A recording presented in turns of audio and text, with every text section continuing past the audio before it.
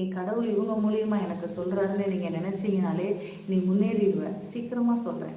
எல்லாரும் ஒரு சின்ன டிப்ஸு தான். நீ எவ்வளோ கஷ்டத்தில் இருந்தாலும் சரி, எவ்வளோ கண்ணீரில் இருந்தாலும் சரி, ஒரே ஒரு விஷயம் பண்ணு. இன்னைக்கு வெளியில் போகும்போது யாராவது ஒரு இடத்துல அம்மா அப்படின்னு கை நீட்டி உன்கிட்ட பிச்சை கேட்டாலோ, யாராவது எதுவுமே இல்லாமல் படுத்திருந்தாலோ, முடியாத கட்டத்தில் இருக்கிறவங்களுக்கு ஒரு 10 ரூபா, மிஞ்சி போனால் உன்கிட்ட கூட கொஞ்சம் பணம் இருந்தால் ஒரு 100 ரூபா, ஒரு 100 ரூபா ஒரு சாப்பாடு வாங்கி கொடுங்க. நான் சொல்கிறேன், பசியில் இருக்கிறவன் பசியை நீ போக்குனினா உன் தலைமுறையே பசி இல்லாமல் இருக்கும். உண்மைங்க அது.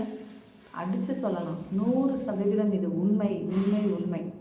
நீ ஒரு நாள் ஒருத்தனுக்கு பசியை ஆற்றுனீன்னா, 100 ரூபாய்க்கு சாப்பாடு வாங்கி கொடுத்தீங்கன்னா உன் தலைமுறையே பசி இல்லாமல் இருக்கும் தெரியுமா? ஏன்னா அந்த பசியில் சாப்பிட்றான் பாருங்க இல்லாதவன், அவன் சொல்லுவான் நீ 100 வருஷத்துக்கு நல்லா இருக்கணும் அப்படின்னு. பசியெலாம் வந்து தாங்கிக்க முடியாத ஒரு கொடுமைங்க. அந்த கொடுமையை